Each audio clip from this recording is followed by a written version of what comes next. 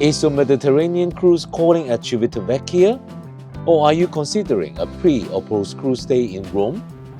In this video, I'll be showing you some of the most captivating sights the Eternal City has to offer. From its iconic landmarks to its hidden treasures, join me as we explore the irresistible charm of the Italian capital. Let's go, Andiamo!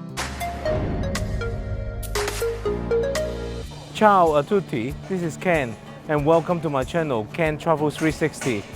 And today we find ourselves in the eternal city of Rome. After our 7-day Greek Isle cruise aboard Royal Caribbean's Odyssey of the Seas, we decided to stay an extra day in Rome so that we could explore the Italian capital a little bit more. Without further ado, let's start our tour. First up, we have the Spanish Steps. This is one of Rome's most popular gathering spots. These iconic steps are a perfect place to snap a photo. However, we won't be able to access the Spanish Steps today because they are doing the global premiere of the new Mission Impossible movie here. The Spanish Steps climb a steep slope between the Piazza di Spagna at the base and the Piazza Trinità dei Monti at the top, which is dominated by the French church Chiesa della Trinità dei Monti. Built in the 18th century, this monumental stairway of 135 steps was nicknamed the Spanish Steps because of the presence of the Spanish embassy to the Holy See at the bottom of the steps at that time. Always bustling with both locals and tourists, the Spanish Steps are like Rome's living room, buzzing with activity. At the bottom, you'll find the beautiful fountain, Fontana della Baccacia, which actually predates the Spanish Steps. It takes the shape of a half-sunken boat, with water overflowing into a small basin. Let's ascend each of the 135 marble steps to reach the top, where besides the church, you'll also find one of the 13 obelisks in Rome. Not very far away, just about 10 minutes walk, you have the next spot, the Trevi Fountain. Now, I know what you're thinking. The amount of crowd is insane. Obviously, we were not expecting to have this place all to ourselves, but still, I've never seen it this crowded before. Nevertheless, take your time and you'll find a spot to admire it. The Trevi Fountain is not just huge, it's stunning and jaw-droppingly beautiful. It's like stepping into a Baroque dreamland. In the center, there's the epic statue of Oceanus, the god of the sea, surrounded by intricate sculptures of seashells and mythical creatures. And when you add the cascading water to the picture, you've got this magical atmosphere that's just begging to be captured on camera. Oh, and don't forget to toss a coin into the fountain over your shoulder. They said that will ensure good luck and that you'll return to Rome in the future. Yay! Next up, we are heading to the Pantheon. Pantheon is an architectural marvel with its imposing presence and remarkable design. The grand dome, adorned with a radiant oculus, forms the centerpiece of this architectural wonder. The balance between the dome's immense size and the temple's elegant proportion makes for a striking composition that instantly captivates the eye and camera lens. Next, we have the Piazza Navona. This is one of the most beautiful and famous squares in Rome. Originally, there was a stadium here, but it was paved over in the 15th century. For over 300 years, the square served as the city's main market. The centerpiece of the square is the magnificent Fontana dei Quattro Fiumi, or Fountain of the Four Rivers.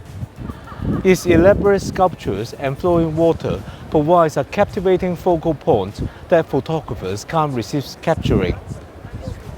The 16-meter-high obelisk of the fountain creates a striking contrast against the backdrop of Chiesa di Sant'Angelo in Agone. Our next spot is the Ponte Umberto I. While the bridge is a work of art in itself, featuring architectural details like its graceful arches and intricate stone carvings. The main highlight of Ponte Umberto I is the panoramic view it offers. From this vantage point, you can capture shots that encompass some of Rome's most iconic landmarks. At sunset, you can snap a wonderful shot of the Vatican and St. Peter's Basilica, framed by the soaring trees flanking the Tiber River and the statue-lined Ponte Sant'Angelo. Right, we are now at the next spot, Ponte Sant'Angelo. One of the most captivating aspects of Ponte Sant'Angelo is the array of stunning sculptures that adorn its sides. First constructed in 135 AD by Roman Emperor Hadrian, this ancient Roman bridge is made up of 5 stone arches. However, it wasn't until 1668 that the bridge became a work of art, with the addition of 10 statues of angels, along with sculptures of St. Peter and St. Paul, which were added at the ends of the bridge. As a pedestrian-only bridge, it's a perfect place for a leisurely stroll while enjoying the views of the majestic Castel Sant'Angelo at its end. From here, you guessed it right, our next stop is none other than the Vatican, which is just a short, delightful walk away. The first thing that greets you is the impressive St. Peter's Square, one of the largest and most beautiful squares in the world. With its 284 columns in the colonnades surrounding the square in an elliptical manner, they are meant to make you feel embraced by the church.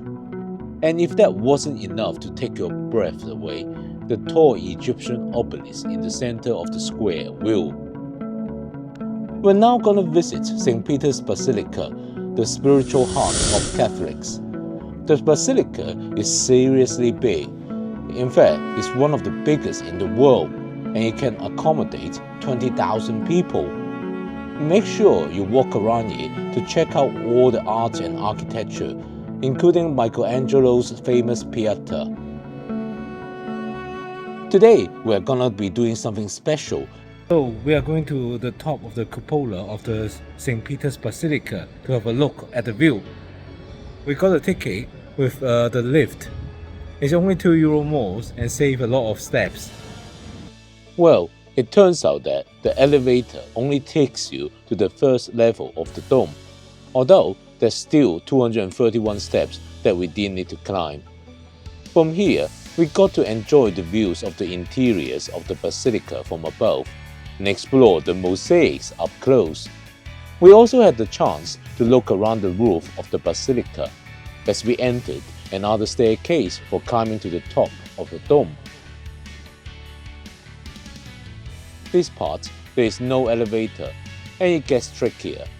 The single-file staircase spirals up, and the roof tends to slant in as we go up. As we keep climbing the staircase, it gets narrower too.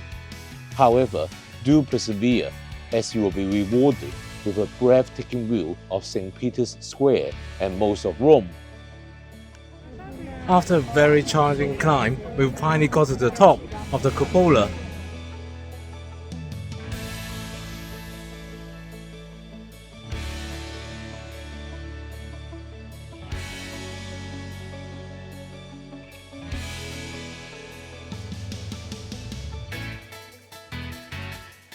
After visiting the Vatican, it's now time for dinner. We're taking the metro to Piramide Station. Tonight we're having dinner at this famous Roman restaurant, Felice. They got a very beautiful spaghetti alla carbonara here. And this one is the ravioli Felice. Looks very good. Our main course has arrived. Based on their recommendation, we have ordered the roasted lamb. After dinner, we decided to go to a nearby bar to have a Aperol Spritz, of course. As we get towards early dusk, there is only one obvious place to go to. Yes, it's the Colosseum. As one of the 7 wonders of the world, it's impossible to pass up visiting this ancient amphitheater, and it makes for the perfect backdrop for your Instagram photos. Now, there's so much to say about the Colosseum that I could easily dedicate an entire video to it. But I've got 2 tips for you. First, remember to purchase your tickets online in advance to avoid long queues. But if you haven't done so, here's the trick. You can get the tickets at a different location. The 24-hour ticket is actually a combined ticket that includes admission to the Palatine, the Roman Forum, and the Imperial Fora. These tickets are actually available at these other sites too, so you could save a significant amount of time by buying your tickets there instead. However, really the best thing to do is to secure your tickets online before your visit to Rome. My other tip for you, especially if you are visiting Rome for the first time, is to experience this incredible attraction twice. First, explore the interior during the day to fully appreciate the historic details in natural light. Then, come back in the evening to witness the Colosseum illuminated against the backdrop of the dark blue twilight sky. Trust me, it's the perfect setting for capturing stunning photos.